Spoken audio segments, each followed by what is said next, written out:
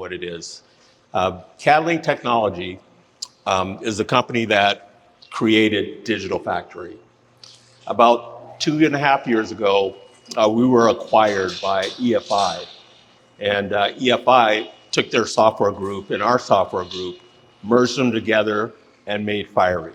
And that's where we came from. All of the stuff that was CadLink became Fiery Specialty Products, including Digital Factory. So if you see Fiery, that's who we are. The other thing too is a lot of people still call it CadLink, and we'll take that. That's just fine. So I'm going to talk to you a little bit about Digital Factory, but before I do, I kind of wanted to talk about growth in the DTF market. It's growing at an amazing rate still. We had a market research team go out about 2 years ago, and they did some market research and found out that between 2022 and 2027, the market is growing year over year, like 12.7%. This next slide here kind of gives you an idea what it looks like. So if you don't have a DTF printer now, I would say it's probably time to invest in one. There's still lots of business out there to be had, and people are doing quite well with it. So I just wanted to put that out there for you right away. So I'm going to introduce you to Digital Factory. Digital Factory is high fidelity color printing. It's a RIP that's made for production. We have the best white color, I don't know, out of all the RIPs that I'm aware of. And we do have some patented technology that no one else has. We have 2 flavors of Digital Factory. We have the desktop edition, and then we have the wide format edition. Desktop edition will dry printers all the way up to 24 inches, and up to 23.5 inches, and then 24 and above will be the regular standard edition. Desktop edition is $445 US, and the wide format is $945 US. So some of the highlights about Digital Factory is we've already got over 20,000 seats in the field right now. We've got Facebook user groups that are over 4,000 people. We've got several of those out there. We support 1,500 printers, which is kind of misleading in a way, because if you count the Chinese printers, you'll have a manufacturer make one printer, 3 people leave, go create another company, and then they create their own printer, and it just keeps going that way. So it's kind of padding the numbers a little bit, but we do support a lot of printers. We do have cutting in the queue. That's where we got our start. So we have support for over 1,200 cutters. We have advanced white ink management, easy job color replacement. I'll be demonstrating some of that today. Some advanced automation, automatic job sorter, contour cutting. And one of the things that I really like is that we have the ability to work with other applications like Photoshop, CorelDRAW, and Adobe Illustrator. And we can work with those directly out of our RIP. So you can just go back and forth at the push of a button. We support a wide variety of spectrophotometers. This little guy here is a NIX. I'm sure that many of you guys know what this is, but you can find these guys for under $100 on Amazon. And with this and the module that we have for $395, you can create your own profiles. And I know a lot of you guys have color questions. I've already gotten quite a few of them. So I'll do the best I can to answer as many as I can. But what I'll tell you now is I am a sales development manager. So I have some technical background, but not all the technical background. So if there's a question that I cannot answer, I promise to get you the answer next week. As long as, it's US Thanksgiving, so we'll see. All right. So setting up Digital Factory, I want to talk about the UI. I don't know how many of you guys started with us from the beginning, but it's getting better and better all the time. We now have a light mode, we have a dark mode, and now the windows are also repositionable. The toolbar has been enhanced. We put all the tools that people normally use, so it's gotten a little bit bigger.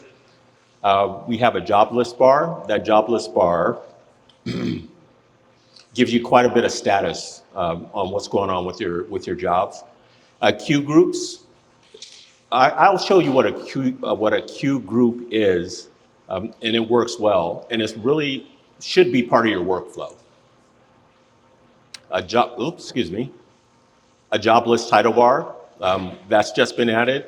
A new preview control bar has been added, and a smart bar has been added. So now the windows are repositionable and resizable and can rotate in the application. So I do better when I'm demonstrating the software, so we're gonna move over to the software here shortly. But I wanna talk about setting up your workflow. Oftentimes people will play around with their settings and get stuck in a place that they don't wanna be and don't really know how to get out of it.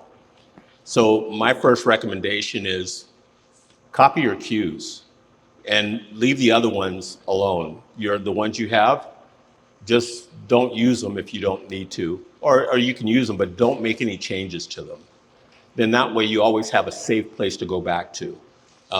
It always messes up right in the middle of a big job. So if you're down, you can't operate, you can get your jobs out and you can worry about that at a later time. You can create custom queues, which I'll show you how to do. You can create gang sheets pretty easily out of this software. I don't know how many people are, is anyone creating gang sheets right out of Digital Factory? Okay, I'll show you guys how to do that. And I'm gonna show you how to create templates too, which is a pretty cool feature. So what I'm gonna do, let me see, I'm gonna switch over if I can to Digital Factory.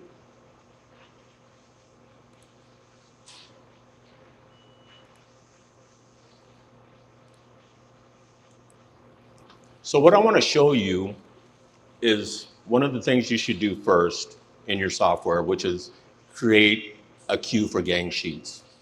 So what I do is we have these tags up here at the very top. Those are groups. Those groups can contain a lot of different print modes in them, or a bunch of different queues. So what I'll do is I'll just take my black garments, for instance. I'll go up here to devices. I'll go up down, or excuse me, I'm sorry. I'll go to queues, I'll go to manage queues. And then I'll take that black garments and I will duplicate that. So what I'll do is I'll duplicate it or copy it. And then what I'll do is I'll name it. I'll give it a suffix, and let's just call that suffix, let's call it gang sheet or gang for gang sheets. All right. And this is where you can change, if you're using multiple printers, you can change your IP address, or you can change your TCP IP or your USB. So we're going to say gang sheet. Now that queue has been created right here at the bottom. What I'll do is I'll put it in my gang sheet family. And there we go. And I'll go ahead and close that. So now if I go here to gang sheets, that queue is right here. So I can just do my regular work, but whenever I need to make a gang sheet, I can jump over here and just make my gang sheet. Makes it pretty easy. That way you don't have to fiddle around with your queues all the time. So what I'm gonna do is, you'll see me do any one thing 3 different ways. There's so many different ways to access the queue properties. So if you see me do one thing and then I do something else, it's just a bad habit of mine. I'm jumping all over the place. But if you have any questions, by the way, I want this to be interactive. It works better for me. If you have questions, or yes? Technical, Windows only? Windows only, yes. Anybody run it in Mac with virtual machines? Yeah, I've actually seen online where. Can you repeat the questions?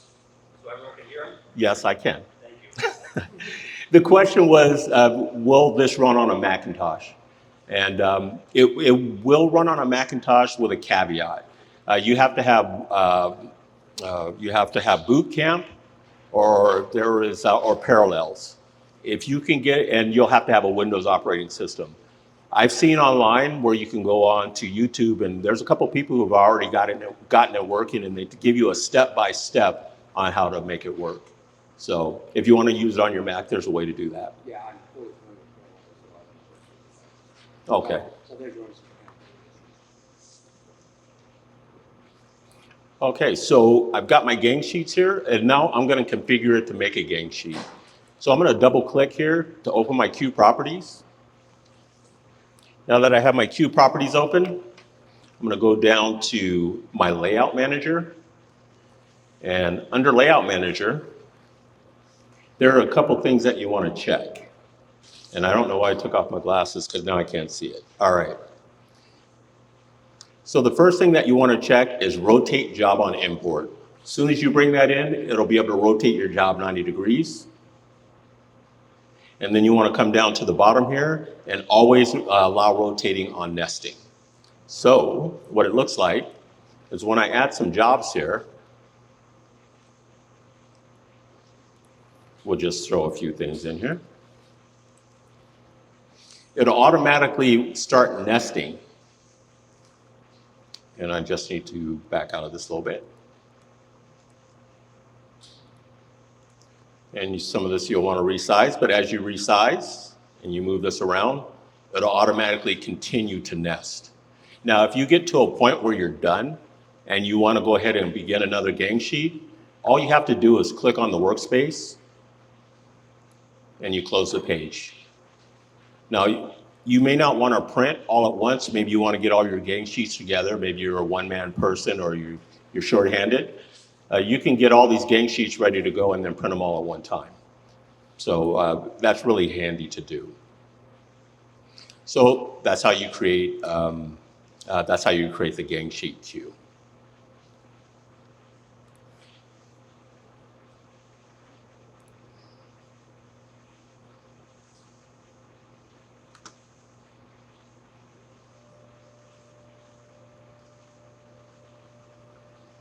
Does anyone have any questions about that at all? Yes. Yeah. So maybe I just don't get it. Maybe we're not there yet. But what's the difference between a regular queue and a gang sheet? Oftentimes people will want to print multiple jobs on just one area. And when I say gang sheet, it's just a regular queue, but I'm calling it a gang sheet queue because that's what I configured it for. All right, so that's really a basic way to get in and set up your workflow. It's pretty simple. We have some unique features. We have white boost. I don't know if anybody has used that yet, but it's very good. And I'm going to show you what white boost looks like.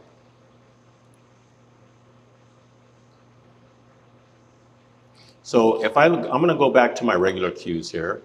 And as I look through these queues, I'm going to jump to the dark garment. Let me double click that. Get in my queue properties, and I'll come down to my color layer. And then I'll go down to,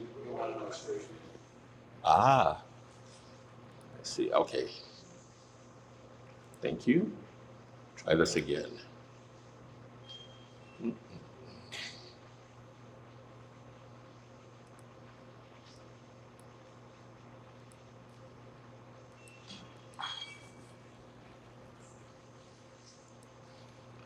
Let's see.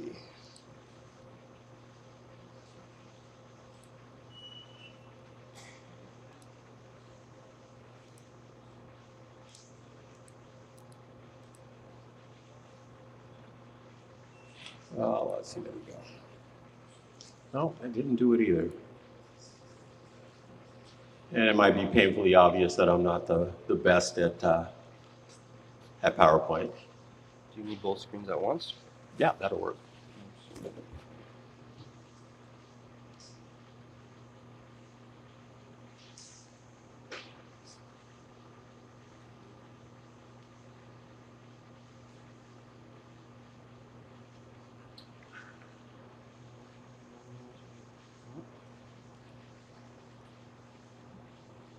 If not, I can just stop the slide. Yeah. And then go over that one. Yeah, we'll just stop the slide. Yeah, just get rid of all this.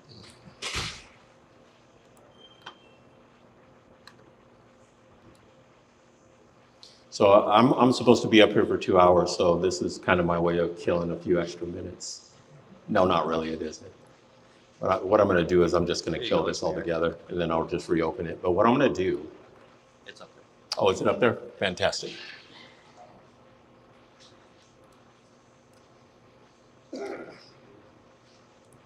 So we have something that's called highlight white. That highlight white that we have is patented. There's no one else that has this technology. So with UV and, oh gosh, I'm trying to think of the other technology. Oh, direct to garment. You can get highlight whites because you can re-roll and reprint over the top of your white. You can't do that with DTF. So what we've created is a way to do highlight whites in a single pass at the same time we do regular white. So I'm gonna go into my queue here. And I'm gonna come down here to where it says color layer. And before I go that far, what I wanna tell you too is you may see options on my screen that you may not see in yours. If you wanna see those same options, you need to go up here to Tools, go to Options, and then you'll come down and click on Show Advanced Settings and Options. Then when you do that, you'll see some more options that are gonna be available to you. So let me get back to the queue. All right, we're gonna go to Color Layer, and then we're gonna go down to Processing Options. So you'll see that underbase is here. When you put an underbase down, especially like on a black shirt, sometimes it's not laying down a good amount of white on that black or on that dark shirt, so it starts bleeding through. So you want to get that highlight white to really get that opacity and get that white pop. So what you'll do is you'll click here under underbase and highlight.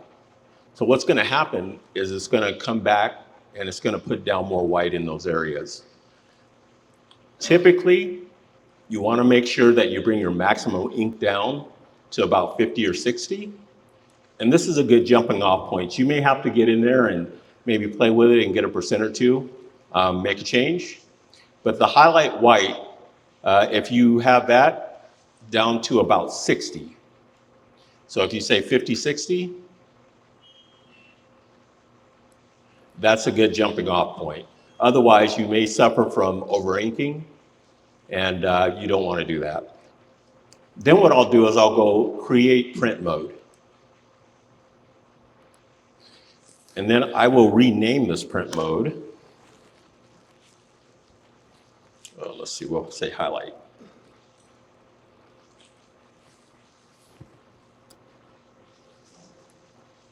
All right, so now we have a new print mode, just like that. So I'm going to close this and let us go here, and we're going to bring in a file. So that I get my mouse to work.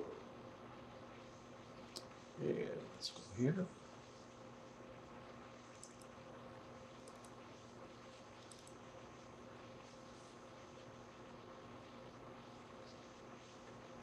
And this zebra file, we've actually had some of these.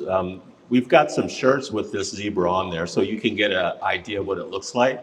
So the guys will start handing those shirts around the back, and you guys can pass that around and take a look at it. And I swear I did open that. Here, let's try it again here. Well, it's going to open, I think.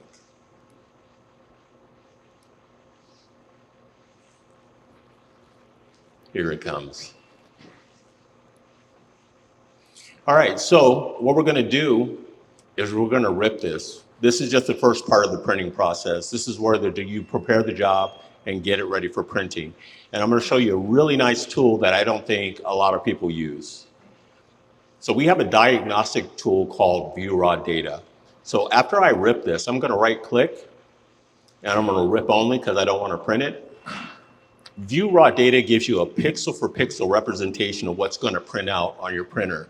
It's not color accurate, but you know exactly where every dot is going to land. So if you ever have a problem and you want to identify whether it's in the job or if it's on the hardware, you can view raw data and you can see exactly what's supposed to print. So if you don't see it there and you see it on the hardware, then you probably have a problem somewhere in the hardware. But if you see it in there, then you may have a problem in your artwork. So I'm going to right click.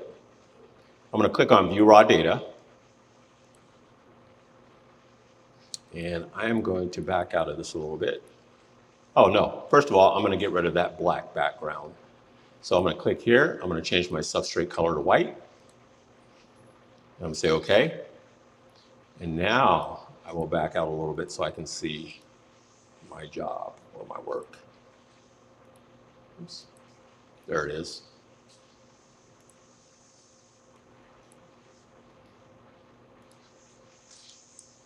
Oh, go in there, please.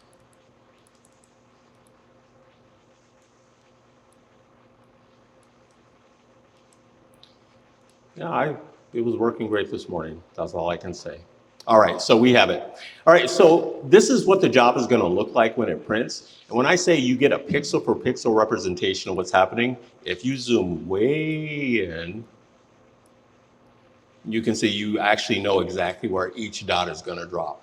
So I'm going to back out of this a little bit. At least I think I'm going to back out of it a little bit.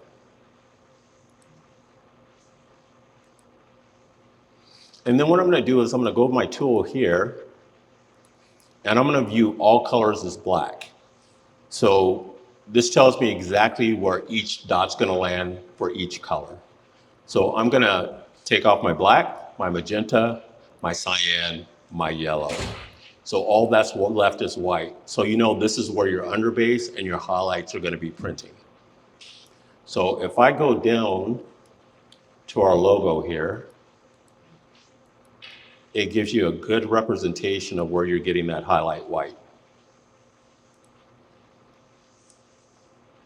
So if you look at the logo, this area here is white ink. That's what's going down. In the darker areas, that's where you have the highlight. So you know that you have highlights turned on. So if for whatever reason you're looking at your job and you're not seeing those highlights show up, this is a good way to make sure that, again, it's not a software issue or it's not a hardware issue.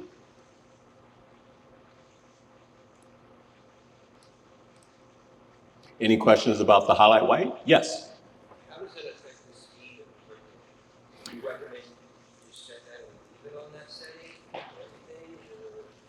Again, you know what I like to do is I do like to create my own cues for certain things. Oh, the question was, does this slow down the printing and should you leave it on at all times? I think the best operating procedure would be to create a new cue or copy your cue and then make those changes and it'll always be there. So if you want a job that's using that highlight white, you just drop the job in that cue and it'll make it easy for you. All right, so let's get back to my PowerPoint here.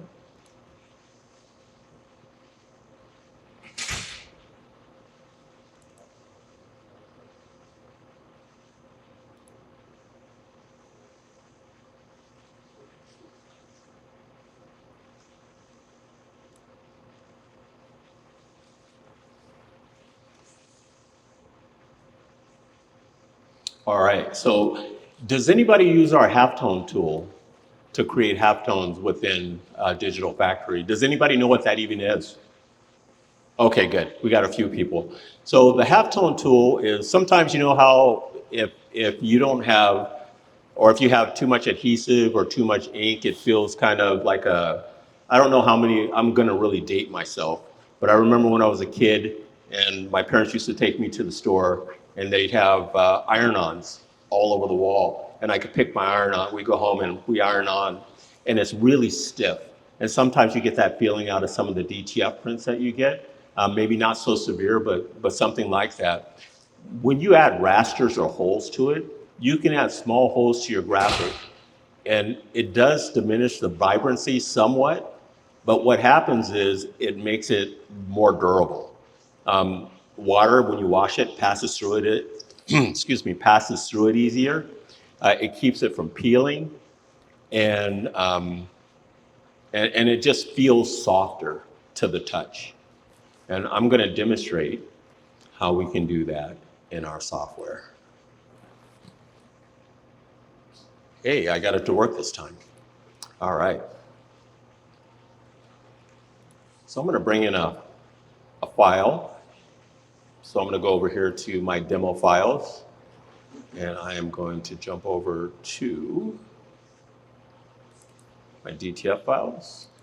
Okay, and we're going to grab Batman here.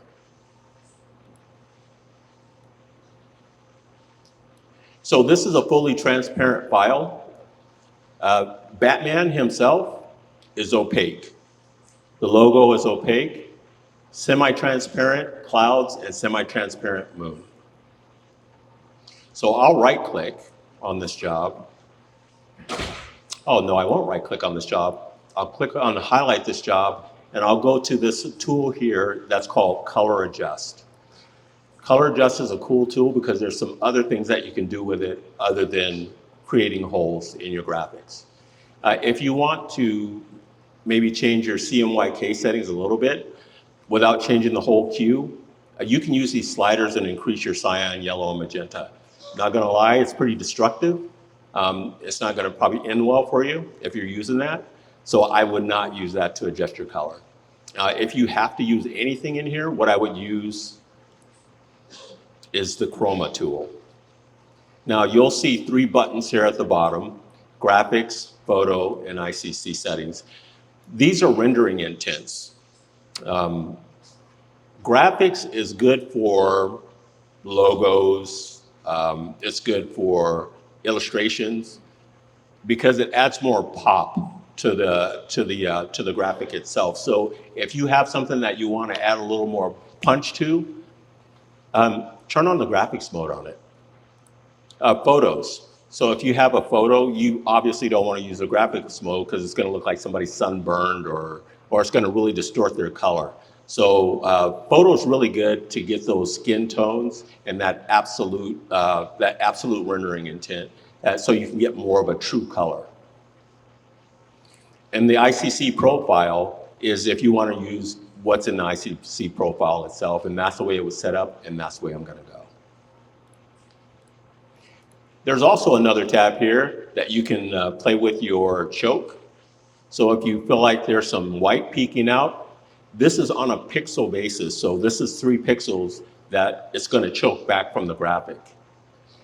You can go back to extreme chokes, but I wouldn't go any farther than maybe 4 before it becomes obvious that you're choking back your white.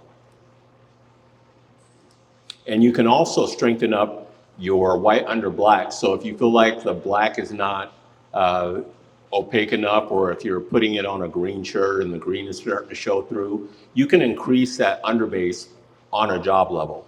So you don't have to mess with the rest of the queue. So you can do that here. Now, ink removal is the tool that I was talking about that's going to create those holes in the job. You have 2 settings here. First of all, we want to enable ink removal. The top one affects areas that are opaque. So it'll affect it globally, even if it has transparency on it. If you want to affect the transparency separate from the opacity, you can use one or the other, and you can change. So what I'm going to do is I'm going to move this up to about 250. And you'll have to play with this to find out what works best for you. 200 is a good starting point for the opaque. And then I'm going to go ahead and turn up the transparency. And move this up here so you can see. I'm going to click on OK. And I'm going to right click, and I'm going to rip this only. This is another case where view raw data comes in very, very handy because you'll be able to see the holes before you print it. So you're not wasting material, you're not wasting ink, you're not wasting film to check it and see what it's going to look like. So we're going to get our view raw data up here in just a moment. And this is an office computer. It's not a graphics computer, so that's why we're a little bit slow today. Any questions in the meantime while we're waiting for this thing to come up? Yes? I have a quick one. So about changing color settings, Mm-hmm. I can testify that doesn't really help all that much. Oh, Besides chroma. I'm sorry, say that again? Okay, sorry. About the colors. So switching CMYK, I know that's not going to work. Chroma might help with saturation ever help at all, or is that another one that's just? It's the least destructive of those tools, and it will add some pop to it too, but you don't want to go too far. But it is a useful tool. Just use it with care. Thank you. And yes, Is there a tutorial for Digital Factory that's offered somewhere that goes through the whole program? so the question was, is there a tutorial for Digital Factory that allows you to go from beginning to end? And the answer is yes. We have a community. It's called. Oh gosh, I have a slide on it. We're going to go through it. But it's called Communities, Fiery Communities. And Fiery Communities has a learning center in it. And in that learning center, we actually have 2 videos that start you off on Digital Factory. We're getting more and more videos as we speak and tutorials. So it's going to get to a place where you're going to be able to get a certification. And that's what we're working towards. So let me go ahead and let me change my substrate color so we can see what's going on underneath here. We'll say, let's see, we'll change it to white. Say okay. And it's still our zebras. We don't want the zebras. We want Batman. Okay, let's go and view raw data one more time. Let me get this substrate back to white. Say okay. All right, there's Batman. It's going to be hard to see, but I'm going to zoom in a little bit. And I'm going to zoom out just a tad. There we go. So it's not a great view of this. Again, I wish it was a little more color accurate, and we're working on that. But this tool was never really meant to be a preview for what you're going to print. But what you do see the holes that are going to be printed on the graphic. And one thing you may not see is that in the areas of opacity where it gets lighter, those holes will actually get bigger to simulate that lightness. And so you can have a completely solid, opaque graphic. And then if it's surrounded by semi-transparent pixels or what have you, you can do those semi-transparent pixels so it still feels soft going into the graphic.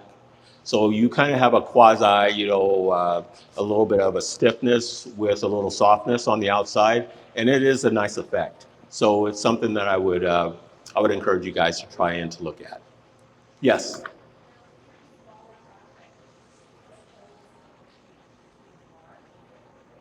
So the question was, if it's a smaller graphics, will the holes be as large? No, you have complete control over that. So you can make those holes as small as you want, and you can actually make them disappear.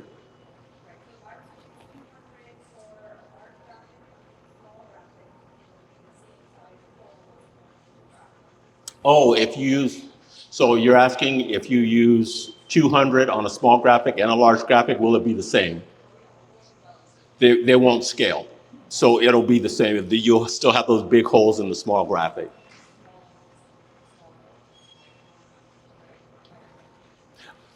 More to the right. So I'm going to show you something in the tool that'll kind of give it away.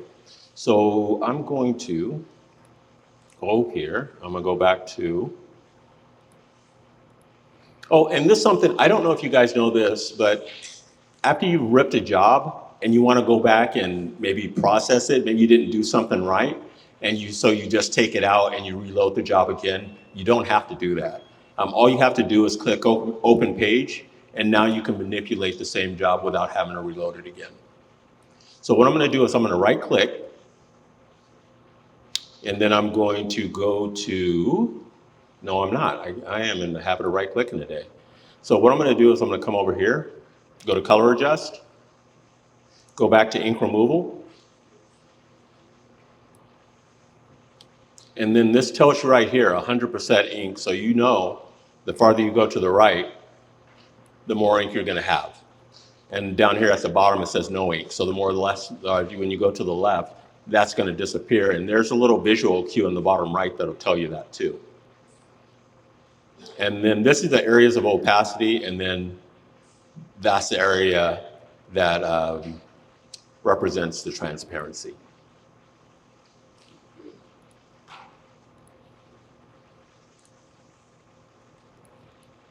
Do you have any questions on that at all? I almost thought that was a question. No? Okay, all right. Okay, so let's continue.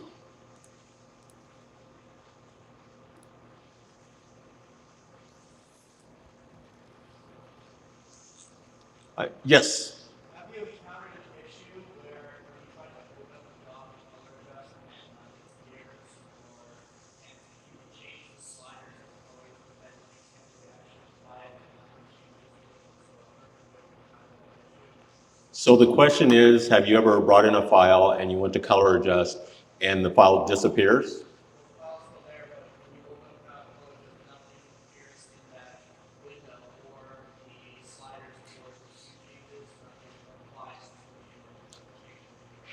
Now, are you talking about after you view it in raw data, or are you just talking about in general, you just it goes away?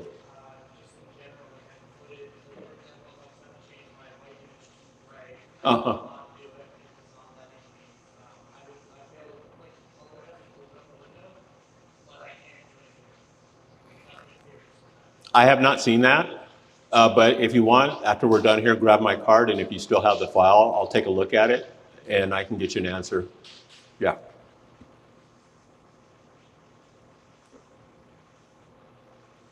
All right. And we have, I'm going to go through the ICC profiling for you guys too. We don't have, it would take probably a couple hours to do a profile. So we're not going to do that today. But what I will do is I'll take you through each of the steps. And then that way, if you have some questions on some of the settings, I may be able to answer those for you. And then I'll give you my recommendation on what you should choose in some of those cases. And some of them might surprise you a little bit.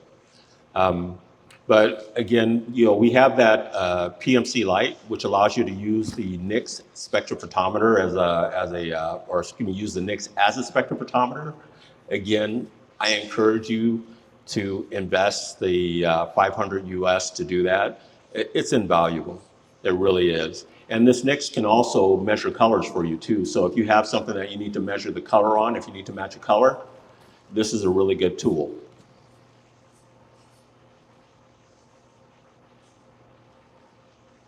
We also have a variable data wizard. Variable data will allow you to take a photo, take some artwork. In fact, I'm going to show you what variable data looks like. And I bet you can't see it yet.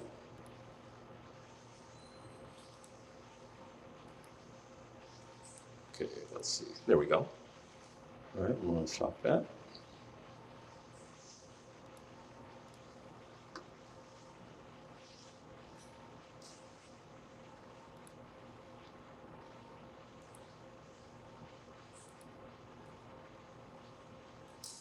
And I really am not technologically illiterate. I just am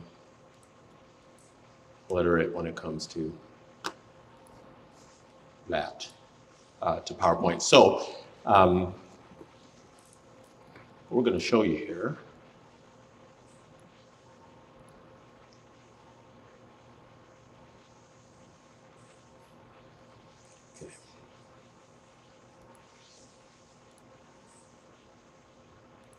So I'm going to import a file here. And I have one in particular I want to do.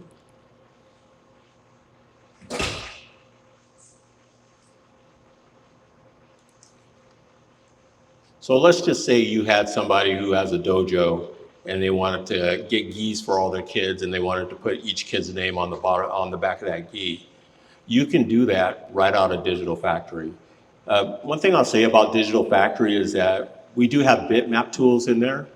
Photoshop, Illustrator, CorelDRAW are absolutely tools that you guys should have in your toolbox.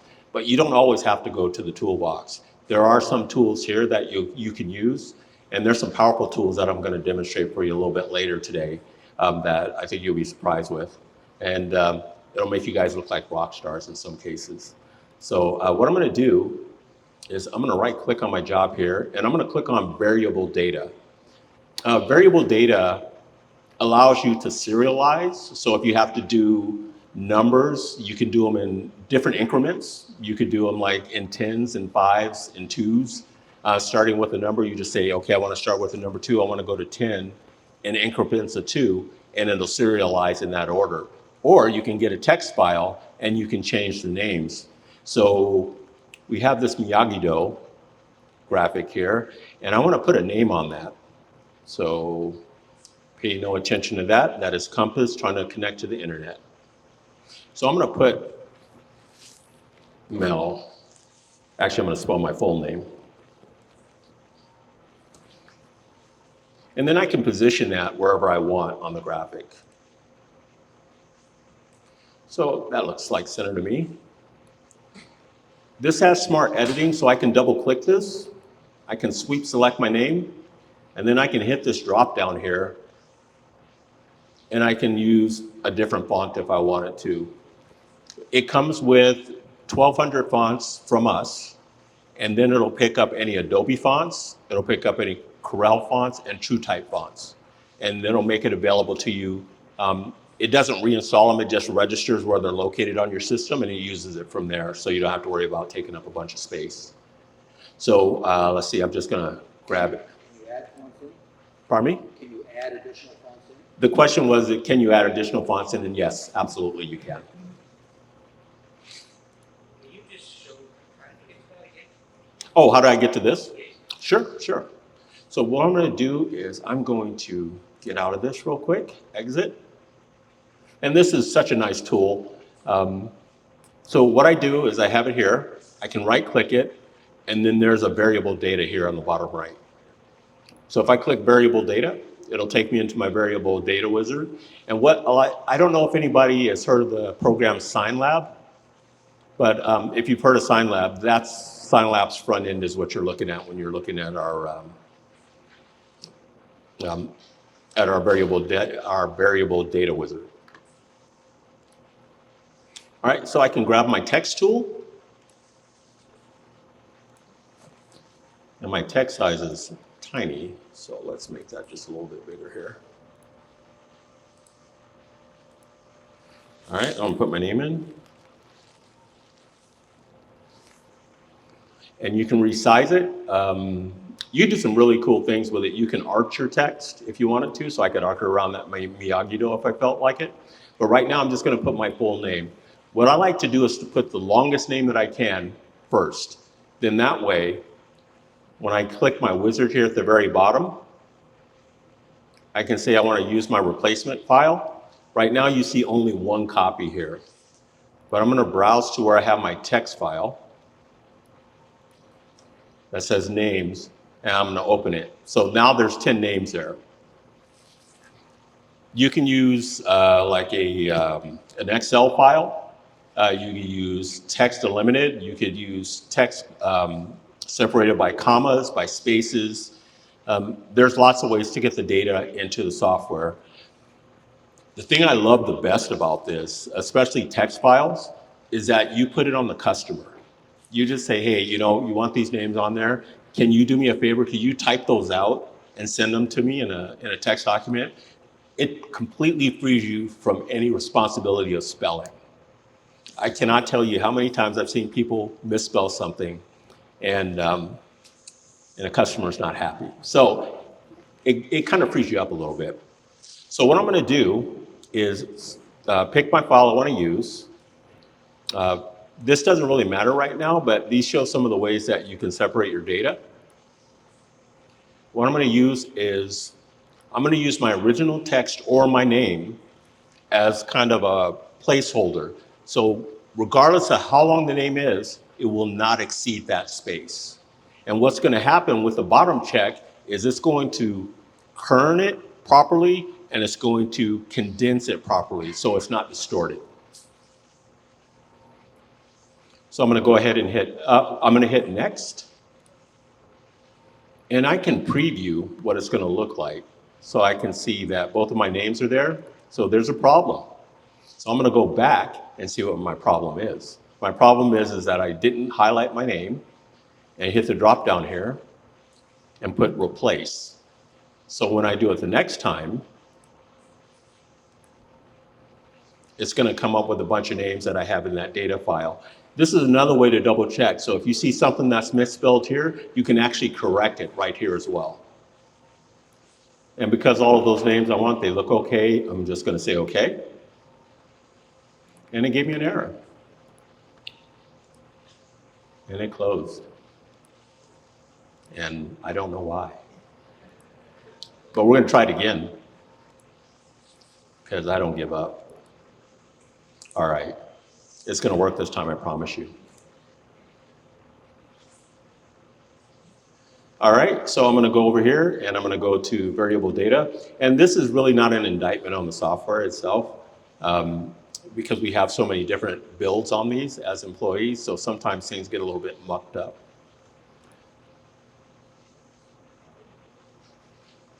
So this third-party software is included. Yeah, everything you're seeing right now is included. If there's something that's a module or not included, I'll make sure to let you know. And I'll also give you a cost that's associated. So the question was, is this included in your RIP right now? And yes, it is. All right, so we're going to open and we're going to do this real quick this time. Oh, yeah. Uh-huh.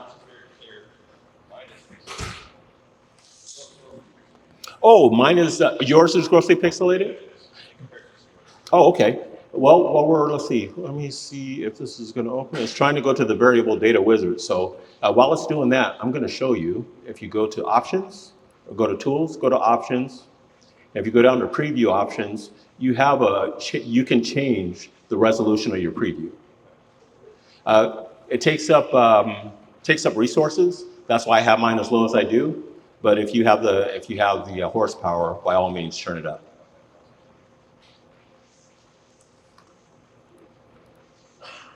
All right, we're going to try this one more time. Yes. You know how in video editors and Photoshop there are communities that create plugins for the program? Is it similar for this, or would it be? So the question is, are there any APIs or modules that people can design and put into Digital Factory? Not at this time. We do have that in some of our software, but not this one. All right, so it's here. And I'm going to go ahead. I'm going to go and put my name in real quick. I'm going to resize it, get it the way I want it. Whoops. I'm going to position it where I want. I'm going to say there. I'm going to hit my wizard. I'm going to do this right the first time. I'm going to browse and find my text file.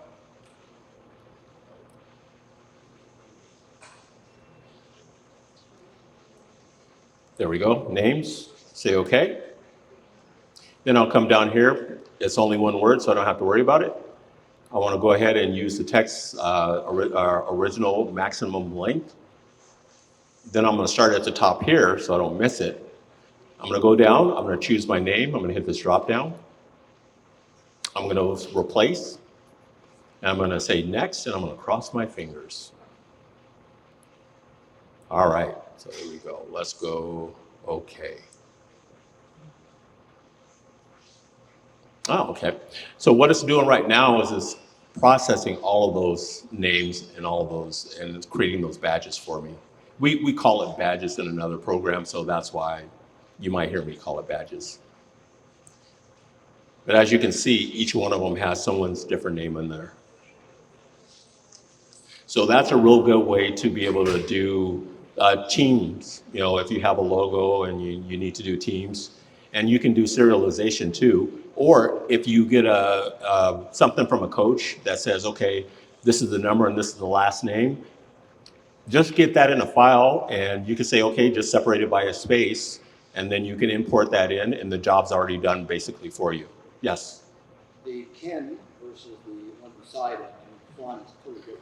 It is, yeah, but it's because of the way that I did the condensing on there. But you can change that condensing. You can change those options so that it actually doesn't condense that drastically. Yes.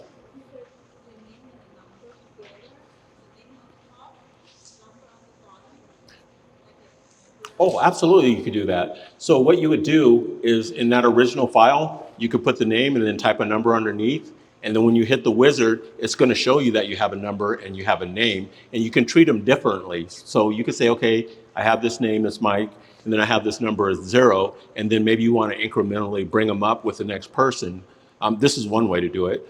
And then you could say, okay, I want to serialize. I want to start with number 1, and I want to go all the way up to 10. So Mike will be 1, Tim will be 2, Dave will be 3. So it'll continue to go up that way. And then if you need to have specific numbers for specific names, you can replace that. So you could do the name on a text file on the same line with a space through the number. And then what'll happen is that you have your text file separated that way. Now that name and that number, they're going to switch according to that text file. So there's different ways to do it. Yes.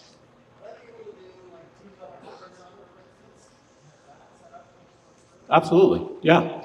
There's a whole color palette in that wizard, and you can choose almost any color you want. Yeah, but like white numbers with like a red stroke or anything. I believe there's an outline tool in there. I'm not 100% sure. I'll have to look at that. And I'm going to look at it right this moment. I would be surprised if it was not there, but there's a chance that it won't be there. So we're going to hit delete, and let's get that file back in there just real quick. We'll take a look at this. Anybody else have any questions while I'm bringing this up? Yes. Not necessarily relevant to what you're doing on the list, but if you're making copies, Mm-hmm. the same thing you're doing. I could not find it anywhere to track the history, like the exact number, to track the job, because sometimes we come up with a conversation of how much did I make off this, and I can't prove, show where it came from. Okay. So I have to just write it down manually every time, whether it shows up in the sheet somewhere. So are you looking for costing? Is that? I'm looking for what I put like 30 copies, for example. Yes. After you dispense, there's no way of telling that you are making 30 copies. In that machine does not tell you making 30. Or at least that. So if you look here, if you need to go back, there is a field for copies. So when it goes down to this to the reserve, you should be able to slide that across, and you can see the copies there too. It says copy 1. That's it. It doesn't show me the exact number Of copies that you made? Okay. I didn't bring my pen up here. Remind me a little bit later, and we'll look at that. All right. So right now I'm going to go over here. I'm going to go to my variable data.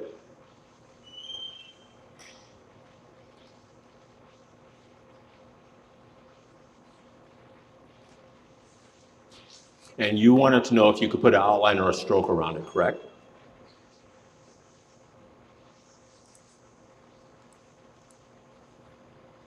Okay, here we go. All right.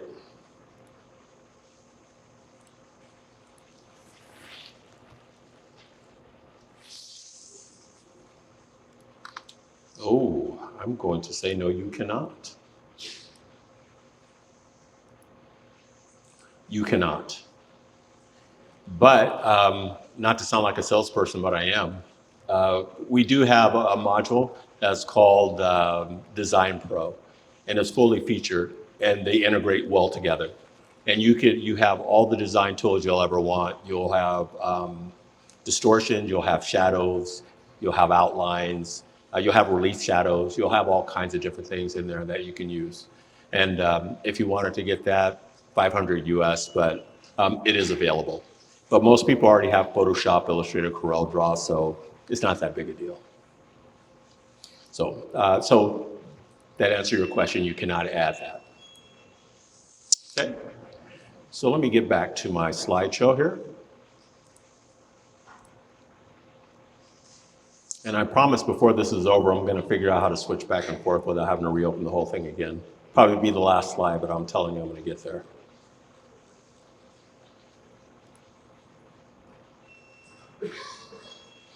All right, so we talked a little bit about creating the optimal workflow, creating new queues, which I showed you guys how to do.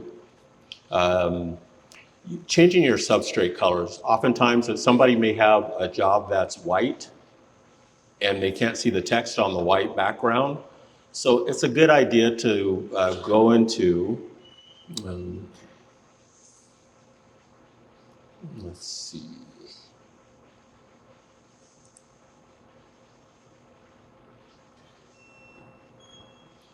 Ah, there we go.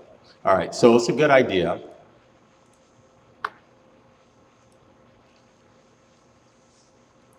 to double click here to go into your queue properties. And if you could change that substrate color right here, what I do often is just change it to a color that I know I'm probably never gonna print. Some off color. Line that up a little bit and say okay. Say okay, now I'll get rid of all my jobs. We'll hit delete here. Let's go over, let's just add something real quick, anything. We'll add group. And so now you see the substrate here is pink. So now you can you get an idea if there's white in the job, you can see the white in the job. You won't see the pink though, but there's no pink in this job. So I'm gonna go ahead and take that out. I'm gonna move on to the next thing.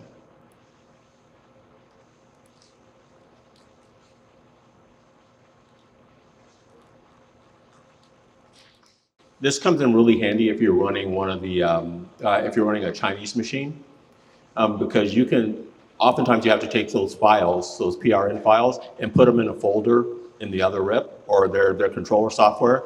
You can set up a hot folder or create that as a hot folder so when you run that file, it automatically goes over there. You don't have to save it and then drop it over there. So that's what hot folders are really good for. On my media setup, nothing that I touch here. On my layout manager, this is personal preference, but I like to see how much media I am using. So I don't like getting rid of the white space after I rip a printer job. So I'll uncheck that so that I have a better idea of what's going on and what's printing. Print labels. So if you want to get information on your job, you can put the job name, you can put the date that the job was printed. You can get all kinds of information printed on your jobs, and they will land outside of your crop marks per se. Now you can actually have them inside as of 2 days ago. If you do have Digital Factory and you haven't, Digital Factory 11 and you haven't updated in the last 5 or 6 days, there's a new update for you. I didn't get the data in time to be able to share what the new updates are, but I think there's some pretty cool stuff in there that you guys are gonna like. Production markup. I don't know if anybody uses this, but if you cut by hand or with a slicer, this is a really good tool because what you can do is you can add basic crop marks onto your job. And then within those crop marks, you can change the size of those crop marks. You can change where you want those crop marks to be. You can add them, you can subtract them. And this makes it easier for you to cut your DTF prints out.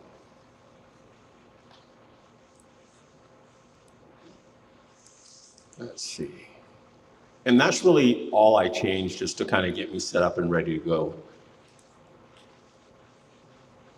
So what I'm going to do now is I'm looking like I'm going to get pressed for time. So what I want to show you guys is a little bit on our ICC profiling. And I know that color management is a thing for a lot of you guys. And what I'll say is in DTF printing, it's different than printing on like a sheet of glossy white vinyl, right? So glossy white vinyl, you're gonna get all kinds of nice colors off of those, but you're working with a substrate that absorbs ink. So oftentimes it'll either dull it or it'll change the color slightly depending on the color of the shirt. And you do have a reduced gamut, so you're not working with as big a space as you would be with that vinyl. So sometimes it's really hard to hit those colors, and sometimes you just can't hit those colors. And when they were talking about it yesterday, as far as RGB, I find that's the best color space to bring in because you have a bigger gamut size than CMYK. And the other thing is PNG files. I find that PNG files work really, really good for color accuracy. I've had great success with that. I've been able to hit colors that I didn't think I'd be able to hit with a nice navy blue dead on. Couldn't get it with any other file format. So that's one thing to think about as well. So what I'm gonna do is I'm gonna go up here to tools. I do have it on me, but I don't have my cable. So I'm gonna go run away from here in a minute, but I'm gonna go to manage print modes. And these are all the print modes that I have for this printer. So if I wanted to start profiling, yes.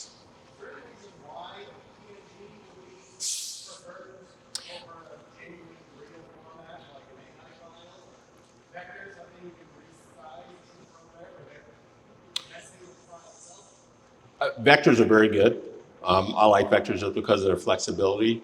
But for whatever reason, and I'm not sure why, I haven't had the chance to look into it, I've just had really, really good success with PNGs. Yes? So another thing that was brought up yesterday, so if I say take an Illustrator file, put it in Illustrator, export it as a PNG, would that be any different than if I would just send the PNG that has not been in Illustrator? So the question is whether he saves the file out as a PNG or goes directly from Illustrator right into the RIP, if there's any real difference there. And the answer is, I don't know for sure. I've never tried it, but I would be happy to. Some of these questions you guys have that I don't have answers for, please approach me after we're done so I can write a note down. And I will promise I'll get back to you. I'll check with our devs, I'll get the answer, and I'll get them back to you. And normally our devs would be here putting this on, but one of the other things in our history is we were just acquired by Epson. And that's where all of our techs are currently, so. All right, so what I'm gonna do is I'm gonna start the process of doing a profile. I'm gonna see if I can get away with doing this without a USB cable, but I might have to run over to my bag real quick and grab mine out. But what I'm gonna do is I'm gonna go to devices, and I'm gonna go to manage print modes.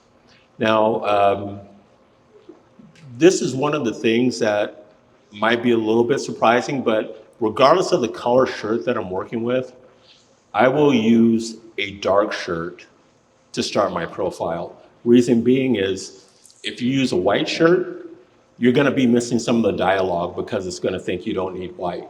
Same thing with a black shirt. If you use black, you're gonna lose some of the dialogue because it doesn't think that you need black. So I always just use a dark shirt and a light shirt to do that. So what I'm gonna do is I'm going to use my Onyx as a dark shirt. So let's go here. There it is. 7x20, 7x20, 6-pass Onyx dark shirt. Then I'm gonna come up here and I'm going to click on create a print mode. Now our naming nomenclature typically is the the resolution, and the number of passes, and then the media that we use. So what I'm going to do is I'm going to change this to an 8-pass. And we find that 8-pass still has decent speed, but gets you quite a bit more quality. So I'm going to make it an 8-pass profile, and I'm going to call it boot camp so I know what it is. Not booty camp, but boot camp. I just can't type. All right, and we'll say okay.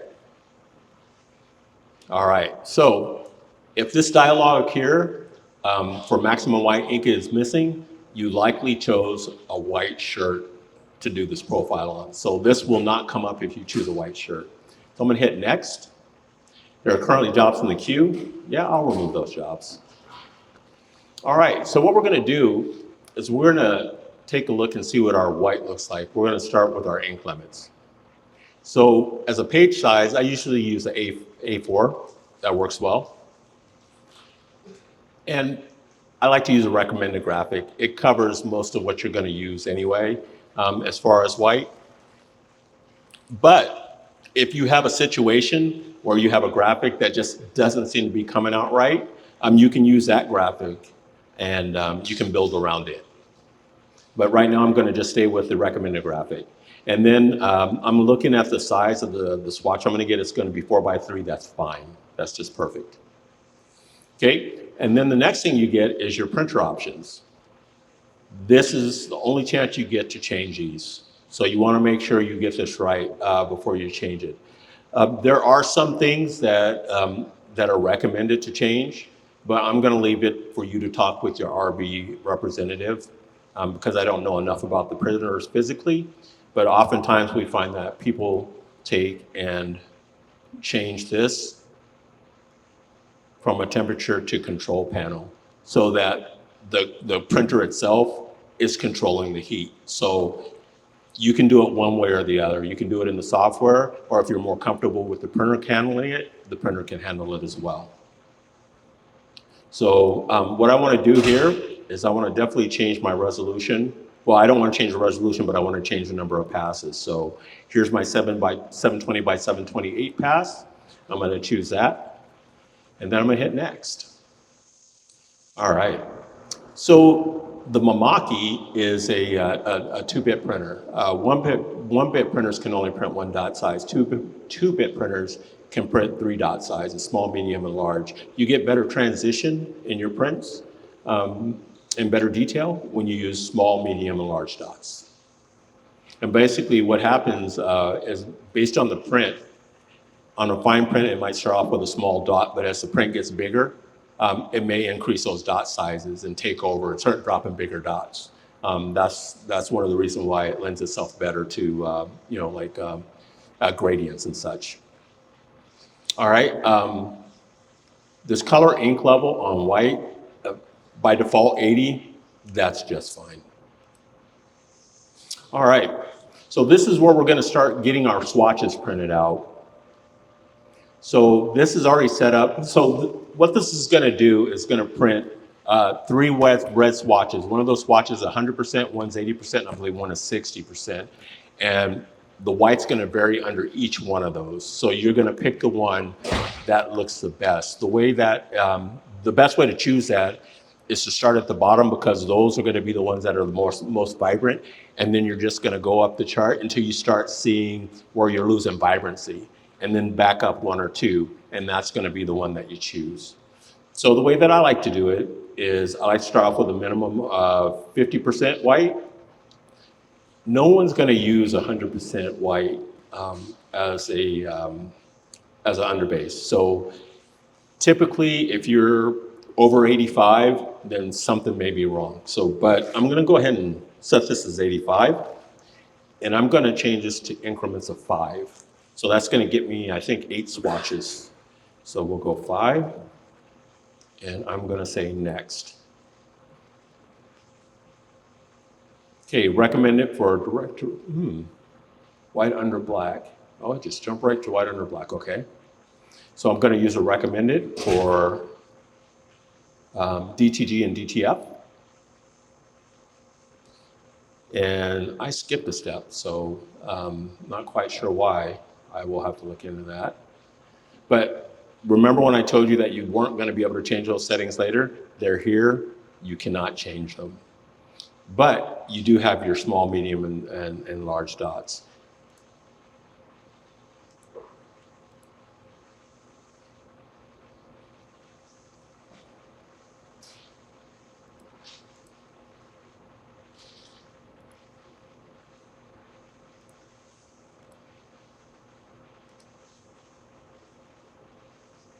Now, how many folks are already creating their own profiles?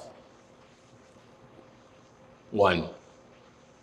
Boy, you guys are gonna have to get on this. I'm telling you, it's gonna change your life. The fact that you guys can do your own profiles, and not only can you do your own profiles, you can tweak the profiles that are there. So if you don't want to go through the whole process. So I'm gonna start this over again because I fouled up somewhere along the way, but it won't take me long to get to where I was. All right, so we're gonna want an 8 pass. And there's the boot camp that I did. I don't need that anymore. All right, so we're gonna go back to dark shirts. And then we're gonna come up here and we're gonna do our print mode creation. I'm not even gonna bother with the name. Yes, we wanna check the maximum white. And I know I made a mistake. So what we're gonna do is go to A4 size again. And then what we're gonna do is go next. Hopefully it doesn't skip my step. It did.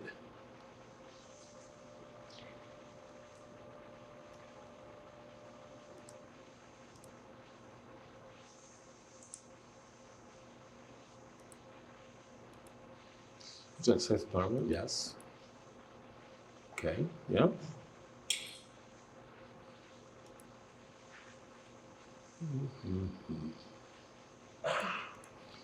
I'm going to check a different print mode to make sure I'm not having some kind of issue I don't know about. So we're going to pick this one. We're going to go create print mode. Another thing too is you're dealing with a sales guy, so sales guys aren't always the most technical guys in the house. All right, so we want A4 size. All right, we're going to hit next. Still skipping my step. All right, I'm gonna have to check this out at some point, but it is skipping a step.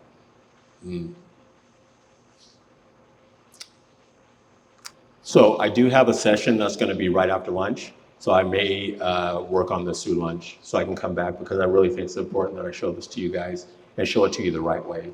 So let me get back to my slideshow real quick.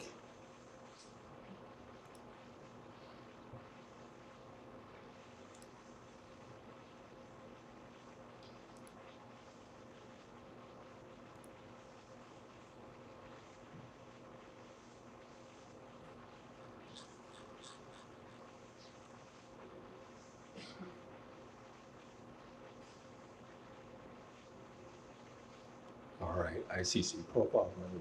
So this is the Fiery communities that I was telling you guys about. It's self-service tech support. And if you guys are having a problem, you can create your own technical support case.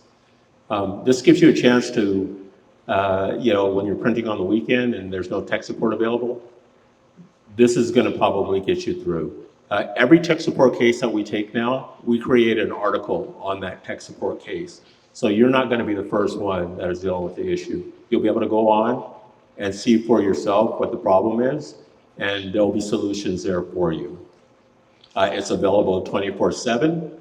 And one of the new things that we've added is being able to reset your own activation code. So there are times when your computer might crash and you haven't deactivated your activation code. You're gonna be out of luck until you call us and have us reset it. Now you have the ability to do that yourself through communities.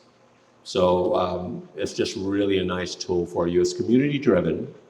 So there's a huge community of DTF printer people that are on there, and they have some great tips and tricks, and some aren't so great, but they're there.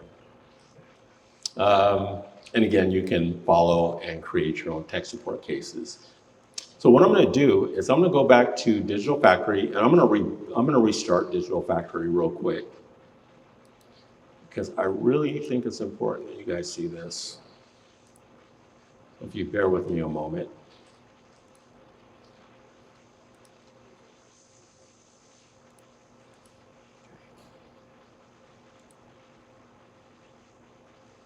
And while I'm rebooting, does anyone have any questions related to what I've gone over or not related to what I've gone over? Yes. Can I ask for a simple demonstration that if I had just a white text file and I wanted to change it to say red, can you show me that? Oh, change it to red? Yeah, absolutely, I can show you that. It's called job color replacement. And it's actually was going to be this afternoon, but I can show it to you now. Okay, that's totally fine. But you can do that very easily.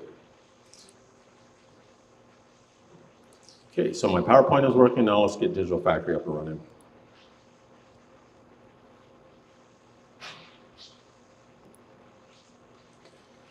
Any other questions? Yes. So it's one activation flow per computer, correct? That's right. So we have 3 users, 3 different systems that they're waiting with. If we're all within the same location, is there a way to have a set up or? No, unfortunately not. It's one license per computer.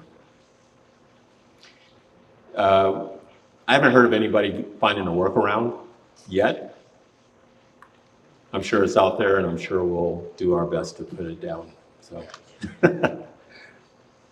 all right, so let's try this one more time. We'll go to devices, we'll go to manage print modes. We'll go ahead and grab a dark print mode. Oh, we're still on that? Okay, gotcha. Let me get back. Escape button? Okay. Let me get over here. Get here. Escape. Didn't take me out. That's okay. We'll just use manual override and just close the whole thing. All right, so we'll get back to Digital Factory. All right, we're gonna go to devices, manage print modes. We're gonna go ahead and pick our dark shirt. All right, so things to notice up here, and let me make sure that I didn't, I think I might know why. If you guys give me about 30 seconds, I'm just gonna run to my bag real quick and grab my cable for my NICs and hook that in. It may be giving me problems because it's not seeing it.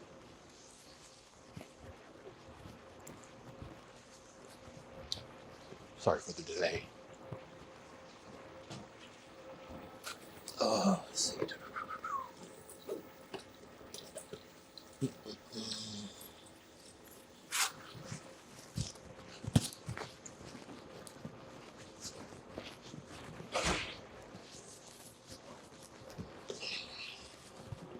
By the way, I ordered one of those units, so it's sitting here, $116 Canadian, appreciate it.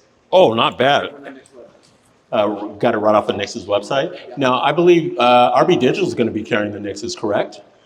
So yeah, make sure that if you guys don't need it immediately, you guys should be getting them from RB Digital.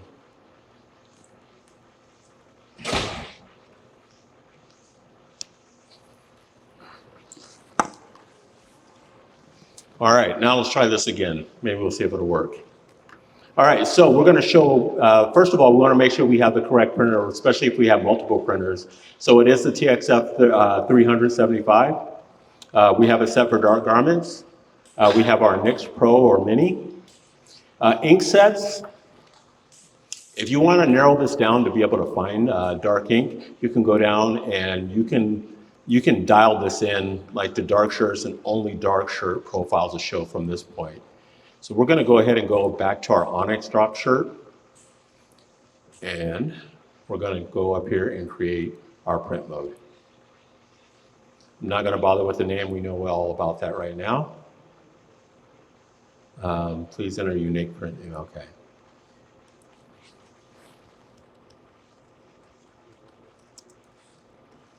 The last one I created is still sitting there.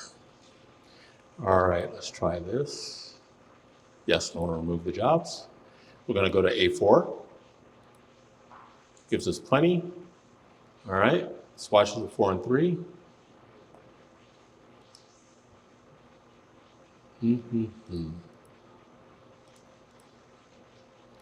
Still doing the same thing. Let's do one last thing here.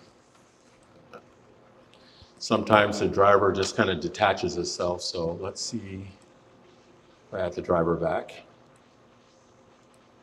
One thing about the NICs, well, the threes, the new threes, you don't have to do this part of it, install a Windows driver. It automatically recognizes it when you put it in. So what this is telling me, it found it unhooked itself, so it's reloading the driver in for me. I'm going to double check that, make sure it took.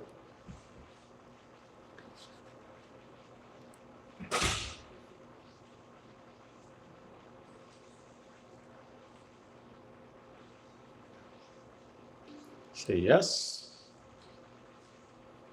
Okay. All right, now we'll try this again.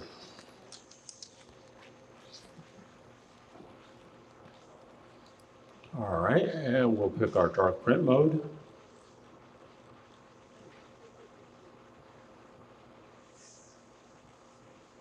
And let's go to manufacturer. We'll go down to RB Digital. And we're going to pick a dark shirt. And we're going to say, we're going to create a new print mode. We'll click on the new print mode. We'll call it boot 2. So we're not doing the same thing again. So we're going to do boot 2. We'll say OK. Yes, we'd like to set our maximum white ink.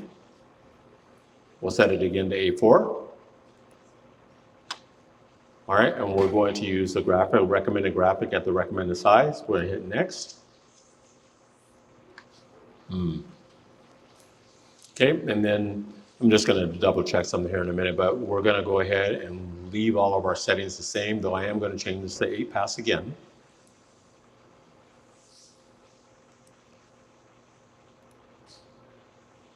And then what we're going to do is use small, medium, and large dots.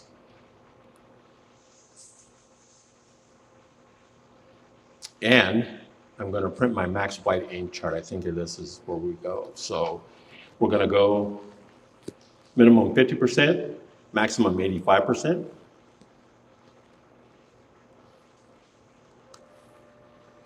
In increments of 5.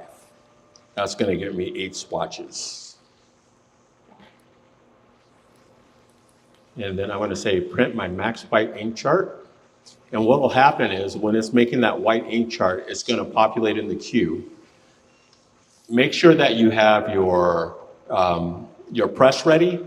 Make sure that you have your printer ready. And make sure you have your shakers ready, because you're going to need to press each and every one of these shirts to get a good profile. If you definitely want to do a black shirt, you definitely want to do a white shirt. And then if you have a color shirt that you do often, you definitely want to do that shirt as well. So the job is coming over. Here it comes. All right, so everything is working the way it should be. So these are the ink charts that I was telling you about. So it's going to print out 8 of these guys. And what you don't see here is that this one is going to say 50, 55, 60, 65, 70, 75, 80, 85. There's 8 of them. I went too far. So what you're going to do is after you print these out, you're going to look at them and say, okay, 65 looks like it's the best one. So I'm going to go ahead and choose 65. So let's go ahead and get back to the wizard. All right, and we're going to tell the wizard 65 is our number. Then we're going to go next. Then it's going to ask for a recommendation, or it's going to ask what kind of media we're printing on. This is going to be for DTF, so we'll go ahead and say finish. You could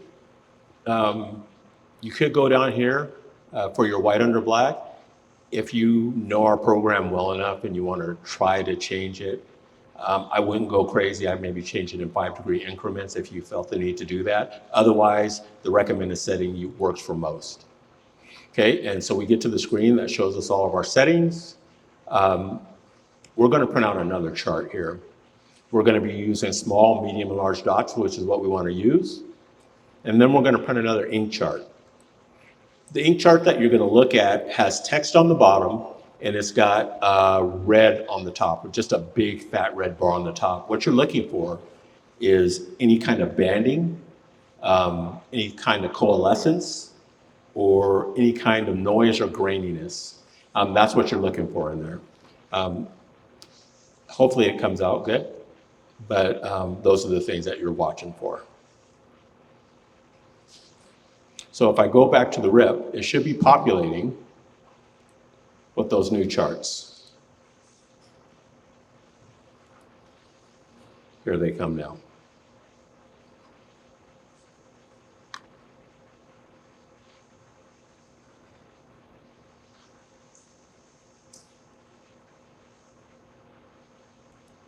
Here they are. So this is what that's going to look like. And I'll zoom in just a little bit more so you can see it. So what you're going to look for in these areas is you just want to make sure that you're getting good ink lay down and that you're getting good, the numbers are clear without bleeding. And then when you find the right one, you'll go back to the wizard and you'll tell the wizard, oh, C1 was my best. I didn't have any issues with that. So I'm going to go ahead and hit C1. Now, if you have a problem when you do this and it's just bleeding ink and you're printing too much ink, you can always go up here to print A1 test chart ink flooding. So what you're telling it, oh, I'm sorry, you want to go up to flooding, use lower than A1 chart. It'll bring that ink level down. So maybe it'll stop, it should stop the ink from bleeding. But for right now, and in the past, I've used C1, so I'm going to continue to use C1. And then I'm going to go to next. So I'm going to print the ink chart. This is the ink curve right here. And I typically don't mess with this at all, but preferred maximum white ink, I do change. 360 to 340 to 360 has seemed to be the magic number that we've used. So I'm going to go ahead and go 340. And now that I do that 340, I'm going to go again and print another chart. So you're going to have chart after chart to go through this, and this is why it takes so long, because you actually have to print it out, and then you have to powder it, and then you have to cure it, every one of these. So while it's a process, and it may take you an hour or two to do it, once you get good at it, it should only take you about an hour and a half to do a profile. It's going to be so worth it in the long run to get correct colors and get colors that your customer is going to be happy with. So let's see if we populated the new charts yet. And I see them coming in.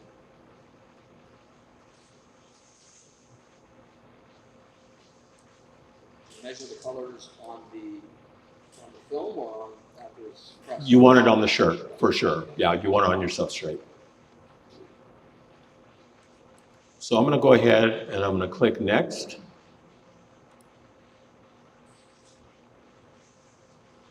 Okay, and this is one of the last steps, and this is something that we just added, print a CMYK chart. You may not have seen this when you were doing it, but I believe this just came in the last update, the CMYK chart. So this gives you another chart to look at just to double check and make sure that everything looks good.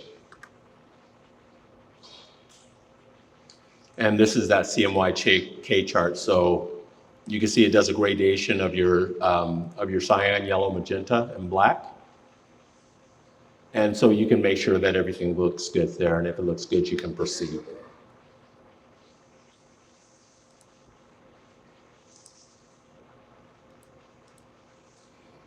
And I'm going to go ahead and hit next. And print the final print test. It's going to be another chart for you to look at. And I'm going to say everything is good because, yeah, I don't make any mistakes, right?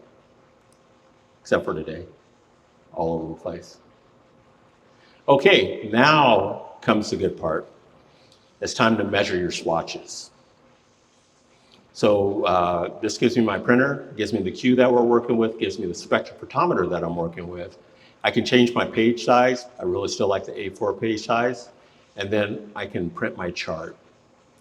Once I print my chart and it's ready to be measured, again, you got to print it, you have to cure it. Or excuse me, you have to print it, powder and cure it, and then put it onto the shirt. And once that's ready, you can go in and you can start measuring. And when it's time to measure, you'll click this start.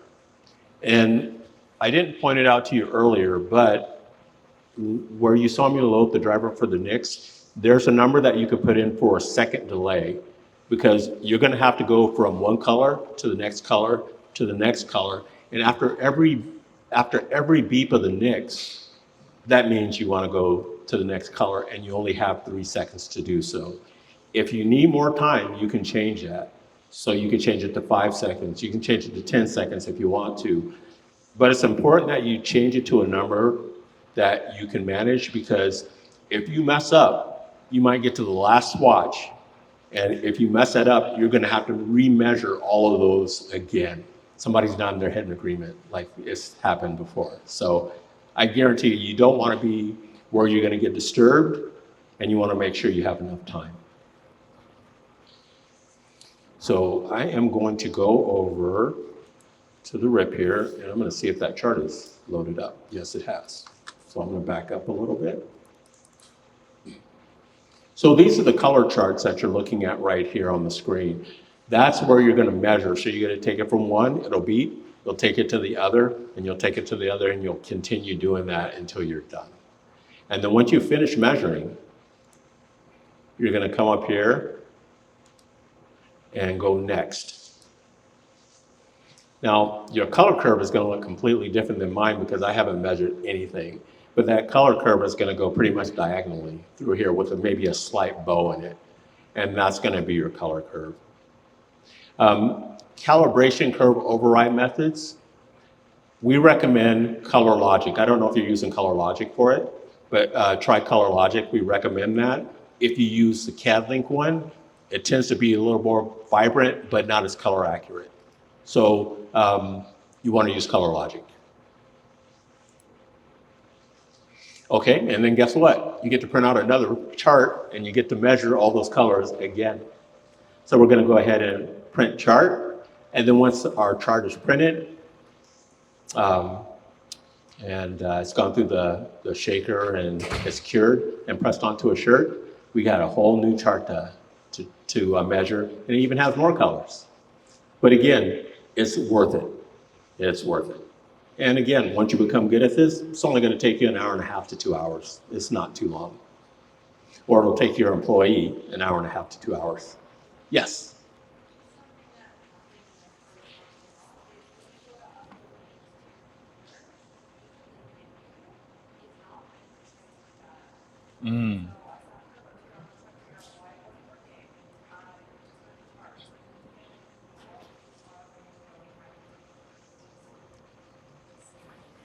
So the comment is that this little cable that comes with the NICS is not designed to carry data. It's designed to give power and charge the device. So the recommendation is to go out and buy yourself a new cable. Now, I don't know if the new ones, do you have the 2 or the 3? You have the 3, and is it still using the old USB, or is it using USB-C now? The new ones are using C? Okay. Okay. Well, my 2 uses like the old micro USB. So, and it won't hold a charge anymore. That shows you how old it is. All right, so we have our chart. We've measured our chart. Now we're going to go back here. And then we're going to go next.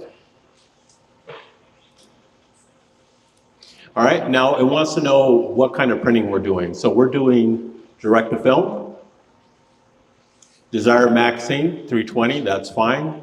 Minimum maxing, 400, that's fine. So we can also look at these black levels. I would say again, the recommended safe black. It's going to be good for most of your stuff. But if you wanted to change it, you could. So this GCR is, I'm trying to remember what it stands for. It's gray. Ugh. Pardon me, did somebody say what it was? Gray combined replacement? Compliant. Component. Gray component replacement. Now, I may not be able to know what it is, what those stand for, but I do know what it does. So this is basically when you take your colors, your CMYK to make black, you're basically starting out your gray gradient with CMYK, and at some point in time, it's going to transition to absolute black. And that's what these stand for. So this is the amount, this is where it's going to start, and this is where it's going to transition over. Right now it's at 0, so it's going to immediately start using that black and all the other colors, but at some point in time it's just going to go completely black. So you can make those changes if you're confident in making those changes. If you're not confident in making them, just go ahead and use the safe black. This is the color space that you want to work in, sRGB plus ISO coded. That is the closest that you're going to get to good color compliance out of our software. There are different color profiles that you can use, but I believe the sRGB and the ISO coded is the best one to use. And then we'll hit next. And this is where you can tell it what your ink set is. So if you're using a particular type of ink, if you're using RB Digital's ink, you could type that in so you know where you're getting your ink from. Dark shirts is what we're using. The media manufacturer, we don't need to change that because it's RB Digital Onyx. And then the media description is DTF film. If there's something special about the film, I heard something about a black powder film. If it's like the black powder film, you can put black powder in there just so you know what it is. And then and then you can hit next. And now it's giving you all of your location information for the file for your ICC. And then all you do is hit finish. And you have a new ICC profile, and it took me no time because I didn't have to measure anything. But if you have to measure, it's going to take you about 1.5 hours to 2 hours. And that's really how simple it is to create a profile on your own. It is not difficult at all, and it's not intimidating. I'm a sales guy. If I can do it, you guys can do it if you're running the printer. So right now, for the last half hour, I definitely want to open it up to some questions and answers. I know there's some questions out there. Regardless of the topic for Digital Factory, I'm here to answer them or attempt to answer them for you. First of all, how many of you guys are using Digital Factory now? How many of you guys don't have a DTF printer yet? Okay, that's good. Very good. So does anyone have any questions that I can answer? Anything? Oh, you know what? Somebody was asking me about changing white to red, right? On the text. Now when you say text, Anything, so if I'm making a label, a graphic that just has the word athletics, but I'm now doing it on different body colors, the artist is only creating it in white, and I've been given the white file, but now they also asked me to put it on a gray body with a different color font. How do I change it within, without going back to change the actual original font? what I'm going to do is I'm going to show it to you. I'm not going to use text because I don't really have a text file that I can use, but I can show you something that'll work. So let me go File. I'm going to import the file, and let's go. Where is that guy at? There it is. All right, so we're gonna use that Santa Cruz red, and we're gonna change that to blue or something different. All right, so I can highlight this. Let's make it a little bigger so everybody can see it. There we go. So they move stuff on me frequently in here, but I did find it right away. So it's, oh, I thought I found it right away. Maybe I did not. There it is. So job color replacement is what I want to use. So I'll click job color replacement. This is also where the nicks come in handy too, because if you have, if they brought you like, okay, I want it this red, you can actually measure that and see if you can hit it. The other thing that I want to stress is that it's really important for you guys to print out swatch charts. There are some swatch charts that are already in there because it's a guarantee. You printed it, so you know you can hit it. So you can always show that to the customer, and you can always let the customer choose the color as well. And so there's just no doubt that you can't hit that color. All right, so let me see why my is blacked out here.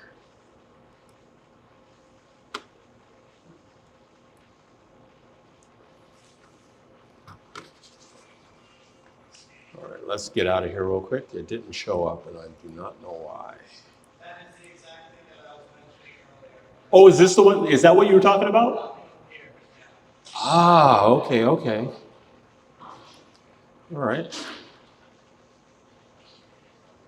That's odd because this morning it was working. I'm sure you probably tired of me saying, oh, it works, but it does work. So let me remove this, and I'm going to make sure it's not the issue, not an issue with that particular file. There's another version of that, so I'm going to open that instead. Open this one.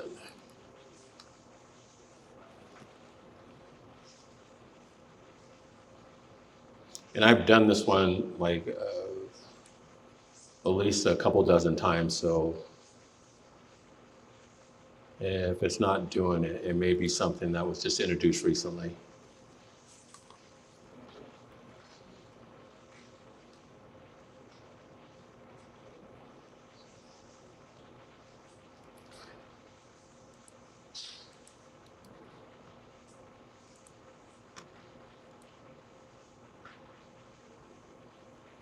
Okay, and bear with me a moment here. I'm going to try to reopen that.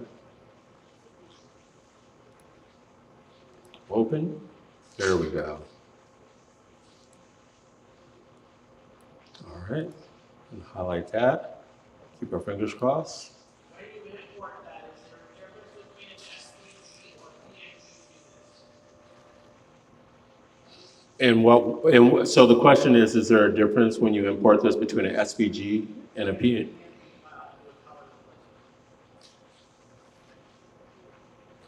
No, the color just has to be solid. There can't be any gradation in it.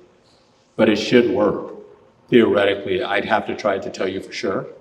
But there's no reason why it shouldn't work unless there's some limitation within the software that's preventing it. But as far as I'm aware, it does work, and I can test that out too.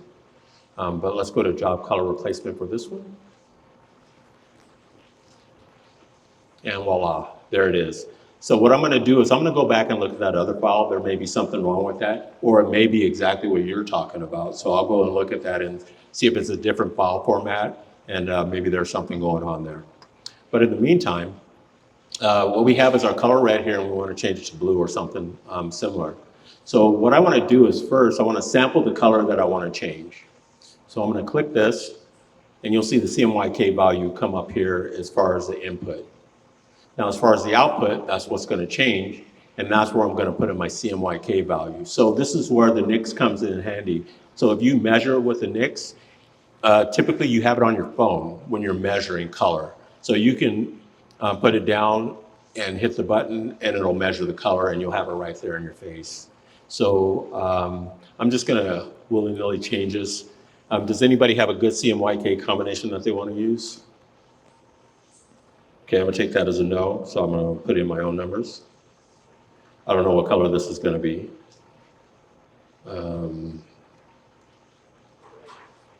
Let's see. Let's go 150. We're gonna, oh, not 159, let's go 150. And we're going to say add. So now that color is down there, and it's telling me that whatever this input color is, whenever you see that input color, it's going to change it to this output color. And I just erased it for whatever reason, so let me add it back again. All right, and I'm going to apply it. So it says to review color substitution, click on color replacement button. So you have some preview buttons up here, and this is the color replacement button, and it's going to redraw, and it's going to give us the color that we put in, which is some really ugly, rusty gray color. But nevertheless, it did change. So the option is never to have a band or a solid band or anything simple like that. It's all CMYK based on. Yeah, again, that RGB color space shade, I think you're going to get more colors. And you're working with a really limited gamut. So if people think they're going to hit Pantone colors, it's a bit unrealistic, but at the same time, you can get close. You can get close. Yes? So a lot of times I'll have a, let's say that design. Mm-hmm. The customer says, I want the red to match the stripe of the jersey. Mm-hmm. So what's been said to me doesn't. So could I potentially use this mix to measure the red in the jersey? And then when you do that step, it should read out close. Oh, yeah. Yeah. Because right now we go in Photoshop and make that change. Apply. So the question is, can you take, you have a hockey team, they have a jersey, and they want the logo, part of the logo color to match the stripe on the jersey. So yes, you can use a NIX to measure that color, and it gets you in the neighborhood. If it doesn't get you the color that you desire. As long as I've done those profiles. That's right, as long as the profiles are good, you should be close. Okay. Yeah. And if they're not good, then you probably need to do a new profile. Any other questions I can answer? Yes. Say for example, you might take the knock out yellow, there's no color. Can you do that here? It's not say Photoshop it. No, and that you're going to get to see that after lunch. Yeah, there's some really cool tools that I'm going to show you. These are tools that are going to be not frequently used, but are very powerful, and they're fun actually. They're fun to use. The problem with Digital Factory, and it's not really a problem with Digital Factory, but people want to get in and work. They have jobs to do, so they don't have time to go through the software and explore all the different options. So they tend to get focused on what they're doing, and oftentimes they do something out of Photoshop that they can easily do within Digital Factory, and I think you're going to find a few of those things after lunch. Any other questions? Yes. This might be way out there. I'll give you a way out there answer then. All right, so you were talking about the half-toning situation, that you can change the dot size and everything. We got samples that were sent to Brad and I was looking at it, and it's extremely faded when you're using the bigger dot area. Is there such a thing as just using like a vignette to get the outside to be half-toned? Because that effect is amazing, but I wouldn't want it on the whole graphic, just on the outside to make it softer. So it would start with the design. So you'd have to design it with that vignette, and it would have to be semi-transparent. And then you can use the semi-transparent tool to manipulate that so you have smaller dots. And the smaller the dot, the more ink you have, the more vibrancy you're going to have. The bigger the dot is going to wash out the graphic. But what you can do is just have a semi-transparent around the outside, and then put those holes there, leave the inside solid, and then you can do that for sure. Absolutely. Yes. First, the Nick, would that work on like the screen, like I have something on my phone? I don't know. I'm not tried that. Chances are no, because it's not measuring light coming in. It's actually sending light out to measure. So you may start getting reflections on your phone or something like that. So I'm going to say that it's not likely going to work. Okay. And But they do have devices that do screen color measurement. It's just not that device. yeah, that does work. Okay. So noise and the graininess. What kind of settings should I be messing around with if I'm finding I have too much black? Check your white levels. Make sure you don't have too much white. That often causes graininess. So one of the things you can do, you don't have to go through the whole profile to change your white levels. Again, if you're super confident you're doing the right thing, you can do it out of the default queue. But again, I would create a separate queue. I would copy the queue that I intend to use that on. And I would go through the white wizard that we have. We have, let's see, let me look at it, where that is. Here we go. Under queues, you have maximum white ink. That's what you want to run. And it's that first part that we did in the profile. That's the first thing I would do. Mm-hmm. Any other questions? I feel like I'm answering all the questions, and that's not my thing. I'm usually stuck by now. So I'm sure somebody's got something I can't answer. Yes, oh, here it comes. Completely irrelevant to everything you've shown so far. Okay. Two options, like create a layer, profile, all that stuff. Mm-hmm. Very bottom, there's other, and then there's job history. When you enable it, it starts showing you all the jobs you did. However, if you shut off the program, the entire experience. So it's a job history?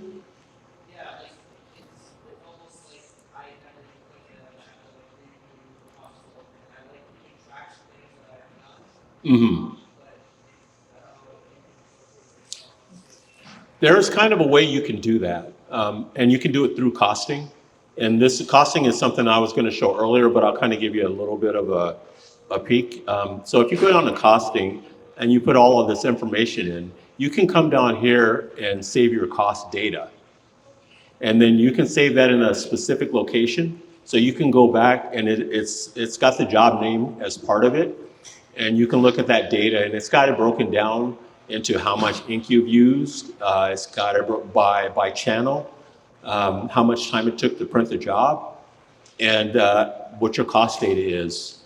We have one of my colleagues did an ROI, which we're going to start adding in, that shows how much the average cost of ink and all that good stuff is. So you can come up with a somewhat accurate idea of what you're printing and how much it's costing you to print it. Yes?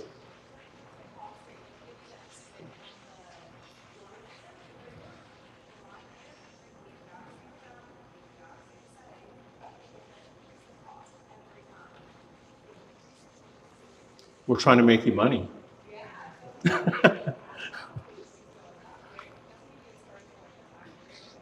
That's interesting. I'll look into that.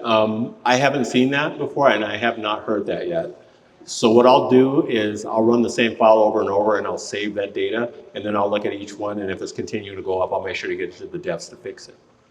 Yeah, absolutely. Anyone have any other questions before we go have lunch? You guys getting hungry yet? I got a few more things I want to add then.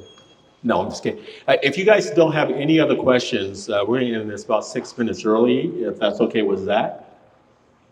All right. I got the thumbs up, so I guess you guys can go have lunch. Thank you very much.